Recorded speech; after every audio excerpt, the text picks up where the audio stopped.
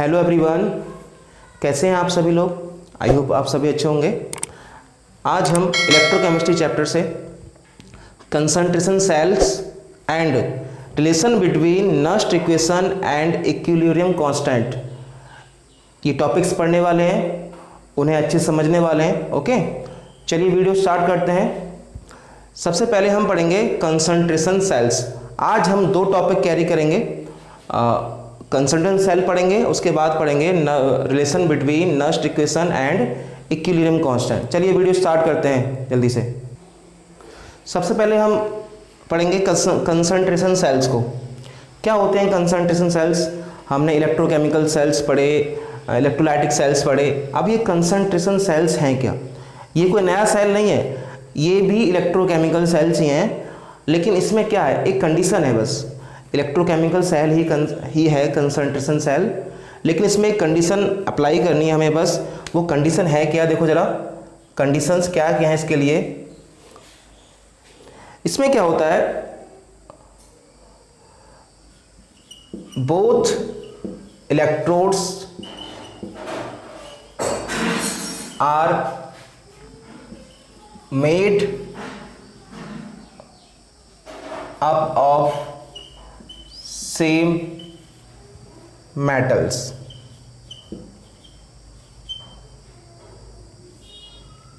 Same metals, इसमें क्या होता है, जो दोनों इलेक्ट्रोड्स हम यूज करते हैं वो एक ही मेटल के बने हुए होते हैं। ओके, जो इलेक्ट्रोड्स हम यूज करते हैं, जैसे कि हमने गैल्वेनिक सेल पढ़ा। गैल्वेनिक सेल में क्या था, एक तरफ गैल्वेनिक सेल का एग्जाम्पल था डैनियल सेल। उसमें हमने पढ़ा था कि एक तरफ जिंक इलेक्ट्रोड था, एक तरफ कॉपर इलेक्ट्रोड था। तो वहाँ पर टू डिफरेंट मेटल्स के इलेक्ट्रोड थे। लेकिन कंसंट्रेशन सेल्स में क्या होता है, दोनों तरफ इलेक्ट्रोड जो होते हैं सेम मेटल के होते हैं, सेम सब्सटेंस के होते हैं। ओके, लेकिन डिफरेंस क्या होता है, दोनों इलेक्ट्रोड्स में डिफरेंट क्या है, जब दोनों सेम ही मेटल्स के इलेक्ट्रोड हैं तो दोनों में कुछ तो डिफरेंस होगा। डिफरेंस ये होता है, नंबर 2 पॉइंट कर लेंगे इसका, but they dip in different electrolytic different concentrations, but they differ in different concentrations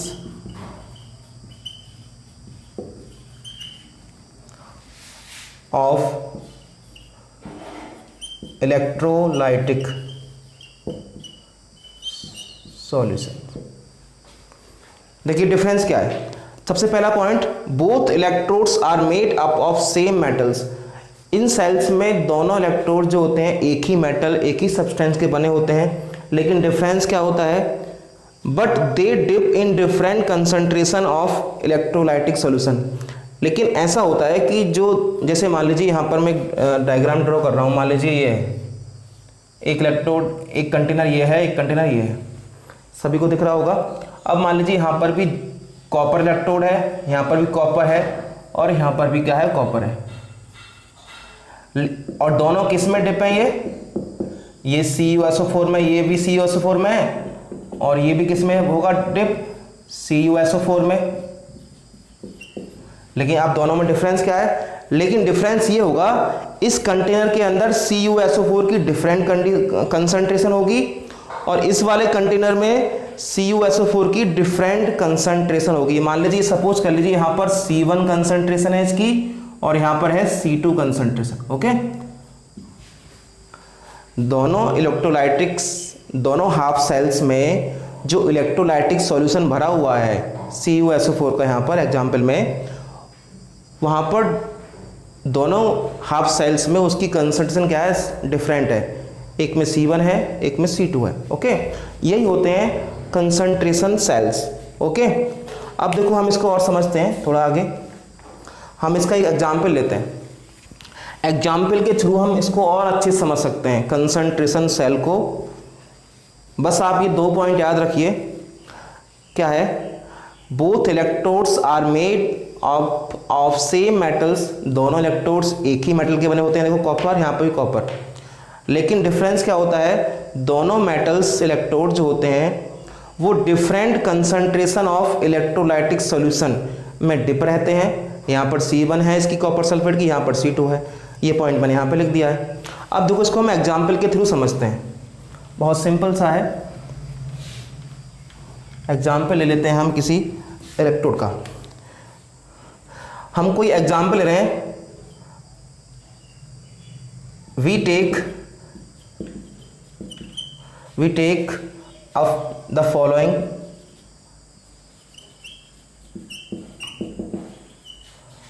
cell equation,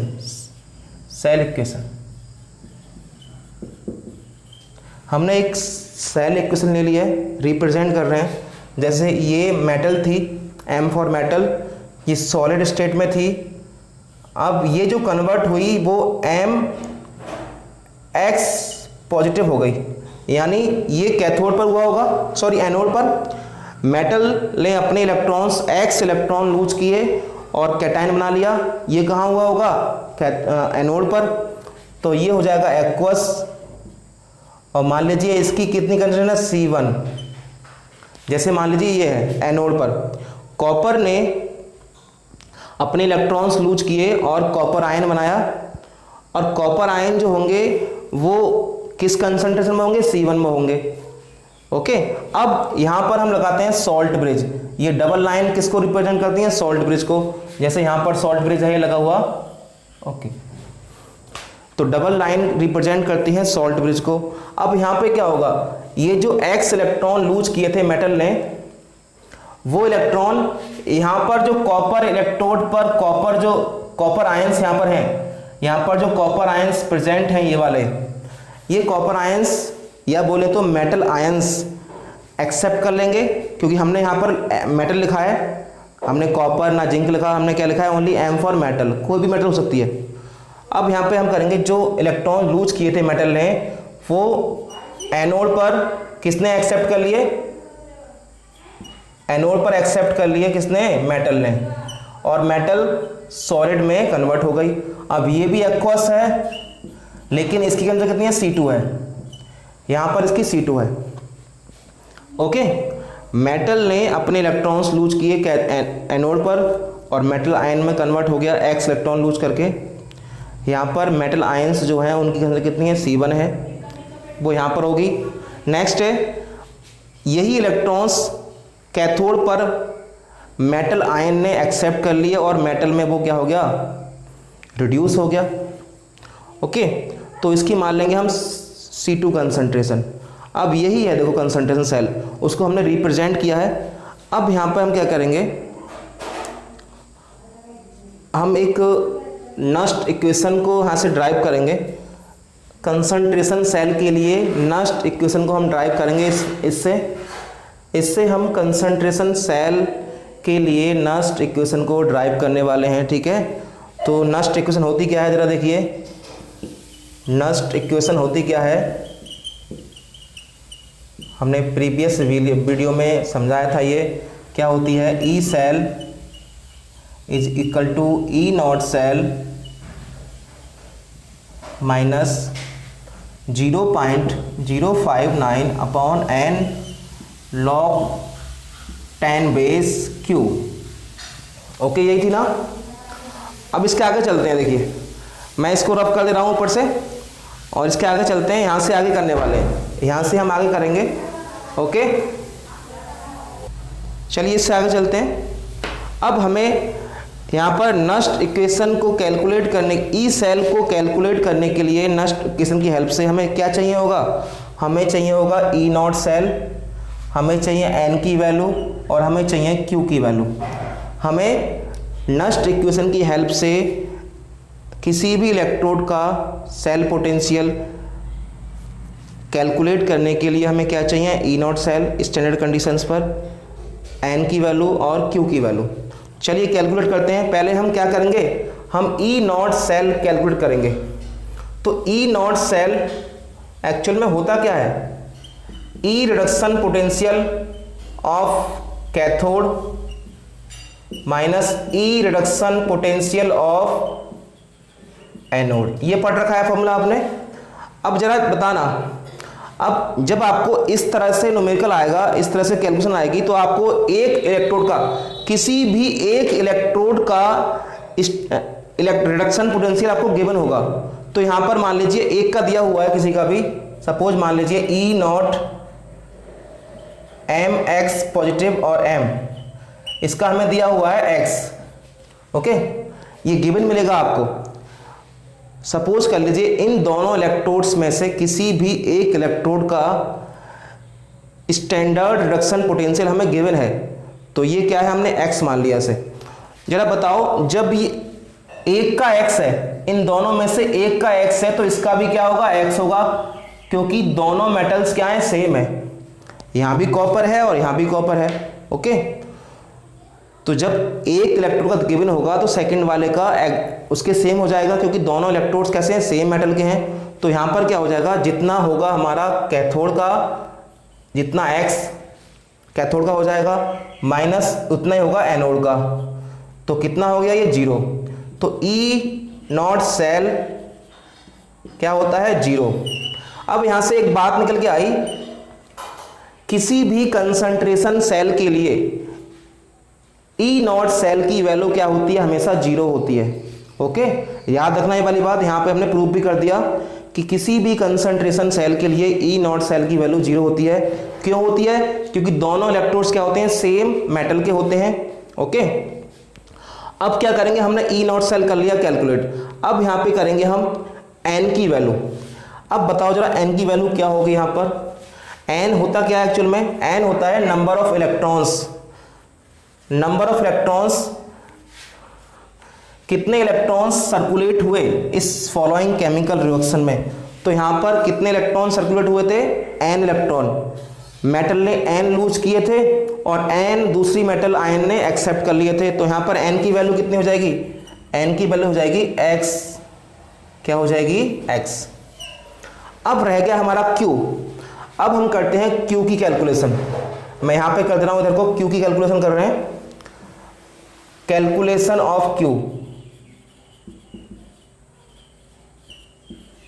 okay, suppose करो एनोड पर क्या रिएक्शन होती है। एनोड पर क्या था रिएक्शन, मेटल थी, सॉलिड थी, इसने अपने एक्स इलेक्ट्रॉन क्या कर दिए, लूज कर दिए। ओके, क्वेश्चन नंबर 1, मेटल ने एनोड पर अपने इलेक्ट्रॉन्स को लूज किया और क्या हुआ, ऑक्सीडेशन हुआ एनोड पर। अब आते हैं कैथोड पर।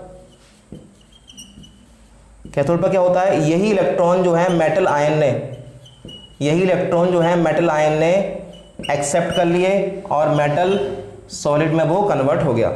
अब यहां पर जो मेटल आयन बने हैं, यहां पर उसकी कंसंट्रेशन कितना है, C1 है, और यहां पर जो मेटल आयन है वो C2 कंसंट्रेशन में है। दोनों अलग अलग हैं ये। यहां पर जो मेटल आयन थे एनोड पर वो थे C1 कंसंट्रेशन में। अब जो कैथोड एनोड पर कैथोड पर जो थे आयंस थे Mx पॉजिटिव, वो हैं C2 कंसंट्रेशन में। ये हो जाएगी क्वेश्चन नंबर 2। ओके, अब जरा देखना ओवरऑल क्या हो जाएगा, ओवरऑल हो जाएगा ये, जरा काटो से, ये इससे कट जाएगा, x ये इससे कट जाएंगे, क्या बचा, ये बचा, ये C1 है, ये C2 है।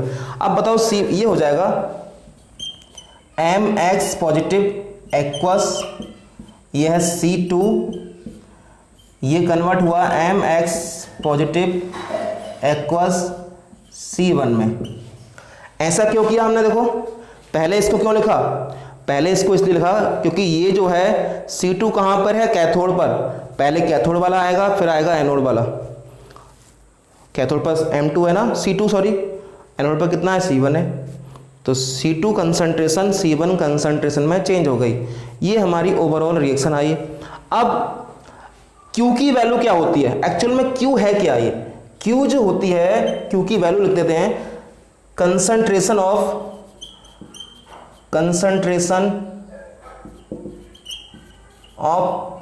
Product side upon concentration of reactant side. Q जो है इसे हम रिएक्शन कांस्टेंट बोलते हैं। इसकी वैल्यू क्या होती है? Concentration of product side upon concentration of reactant side. जरा कर लें इसे, कितना है इसका प्रोडक्ट पर कितना है? C1, ये प्रोडक्ट का आएगा C1 अपॉन C2। Q की वैल्यू आ गई C1 अपॉन C2। अब क्या करना है हमें? बस हमें इस Q की वैल्यू, N की value and E naught cell की वैल्यू इक्वेशन नंबर 1 जो हमने बनाया था, सॉरी इक्वेशन नंबर जो बनाई थी नस्ट इक्वेशन, उसमें पुट करना है। ओके, नस्ट इक्वेशन में पुट कर देनी है वैल्यू। जल्दी से इसका स्क्रीनशॉट ले लो, आगे करते हैं इसके बाद। ओके, देखिए क्या है, अब जितनी भी वैल्यू हमने पुट की हैं उनको हम पुट करेंगे नस्ट इक्वेशन में। नस्ट इक्वेशन क्या थी? देखिए, E cell is equal to E naught cell minus 0.059 upon N log Q. जरा लगाओ, E cell is equal to, इसकी वैल्यू कितनी थी? 0 माइनस 0.059, इसकी वैल्यू कितनी थी? x, इसकी वैल्यू थी x इलेक्ट्रॉन log 10 बेस। अब Q की वैल्यू क्या है? C1 upon C2। किसी भी कंसंट्रेशन सेल के लिए हम नस्ट इक्वेशन की हेल्प से ई सेल की वैल्यू इस फॉर्मूले से कैलकुलेट करते हैं। अब ये 0 कट जाएगा, यहाँ पर क्या बच जाएगा? Only minus 0.059 upon x log 10 C1 upon C2। ये फॉर्मूला इंपॉर्टेंट है, न्यूमेरिकल में हेल्प करेगा आपकी बहुत ज़्यादा। कंसंट्रेशन सेल जब भी कहीं लिखा आ जाएगा और आपको नस्ट इक्वेशन की हेल्प से ई सेल को कैलकुलेट करवाएगा तो आपको ये वाला फॉर्मूला यूज करना है। ओके, अब नेक्स्ट जो हम टॉपिक करने वाले हैं वो है equilibrium constant. Nernst equation and equilibrium constant में क्या रिलेशन होता है? ओके, चलिए आगे चलते हैं। देखिए नेक्स्ट टॉपिक क्या है? Next topic is relation between Nernst equation and equilibrium constant. Equilibrium constant जो होता है इसे हम केसी के नेम से जानते हैं। केसी सिंबल है इसका, ये आपने 11th क्लास में इक्विलिब्रियम चैप्टर में पढ़ा था। केसी में और नस्ट इक्वेशन में क्या रिलेशन होता है? Equilibrium constant. अब जरा सुनना ध्यान से, इक्विलिब्रियम कंडीशन होती क्या है? एक ऐसी कंडीशन जब किसी भी सेल में दोनों हाफ सेल का इलेक्ट्रोड पोटेंशियल इक्वल हो जाता है। जैसे मान लीजिए ये हाफ सेल, ये सेल है,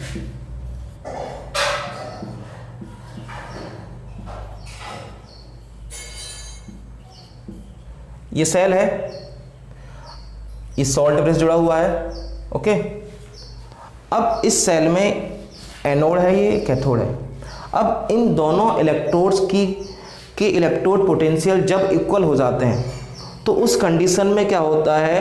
पूरे सेल का ईएमएफ जो होता है वो 0 हो जाता है। इक्विलिब्रियम कंडीशंस पर किसी भी सेल का ईएमएफ 0 रहता है। क्यों रहता है? क्योंकि दोनों इलेक्ट्रोड्स का इलेक्ट्रोड पोटेंशियल इक्वल हो जाता है। अभी हमने पढ़ा था कंसंट्रेशन सेल में जब दोनों इलेक्ट्रोड का इलेक्ट्रोड पोटेंशियल इक्वल हो जाता है तो ई नॉट सेल की वैल्यू क्या आई थी? 0 आई थी। क्यों आई थी? क्योंकि दोनों सेम है, दोनों आपस में कट जाएंगे। अब इसी को हमें क्या करना है? प्रूव करना है। ठीक है, चलिए करते हैं स्टार्ट। इसको लिखते हैं, देखिए क्या है, देखिए लिख लीजिए। At equilibrium the electrode potentials of two electrodes become equal, so the EMF of cell is 0। किसी भी सेल का ईएमएफ 0 हो जाता है इक्विलिब्रियम पर। क्यों होता है? क्योंकि दोनों इलेक्ट्रोड्स का इलेक्ट्रोड पोटेंशियल इक्वल हो जाता है। इक्वल होने की वजह से दोनों आपस में कट जाते हैं। जैसे अभी हमने पढ़ा था ई नॉट सेल होता क्या है? E reduction potential of cathode minus E naught reduction potential of anode. मान लीजिए दोनों सेम हो जाएंगे। जैसे मान लीजिए ये भी x हो गया और ये भी x हो गया तो आपस में कट जाएंगे। क्या आएगा? 0 आएगा। किस कंडीशन पर? इक्विलिब्रियम पर। इक्विलिब्रियम पर ई नॉट सेल की वैल्यू क्या होती है, 0। लिख दे रहा हूं at equilibrium. Okay, I hope ये समझ में आ गया होगा। और एक बात और, इक्विलिब्रियम कंडीशंस पर जो Q होता है ना, Q जो रिएक्शन कांस्टेंट था, अभी हमने नेक्स्ट इक्वेशन में लिखा था Q की वैल्यू C1/C2 आई थी वहां पर। ये Q जो होता है इक्विलिब्रियम कंडीशन पर KC के इक्वल हो जाता है। लिख दे रहा हूं एट इक्विलिब्रियम।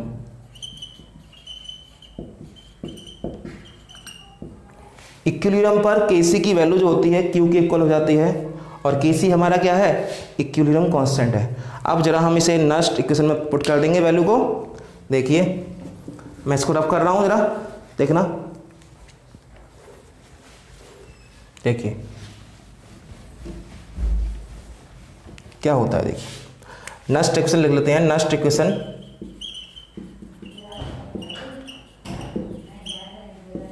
देखिए, E cell is equal to E naught cell minus 0.059 upon N log 10 base, और यहाँ पे था Q। अभी हमने प्रूव किया था कि ई नॉट सेल की वैल्यू क्या आती है, 0 आती है। किस पर, इक्विलिब्रियम पर। तो लगा लीजिए, पुट कर लीजिए, E cell is equal to 0 minus 0.059 upon N log 10 base. Q क्या हो जाता है, Q जो होता है KC के इक्वल हो जाता है। तो यहाँ पे लिख देंगे KC। अब हमें KC को यहाँ फाइंड करना है, तो KC क्या हो जाएगा, जरा इसे हम काट सकते हैं, इसको तो हम काट सकते हैं। ओके, KC log 10 KC क्या हो जाएगा, देखिए log 10 KC is equal to हो जाएगा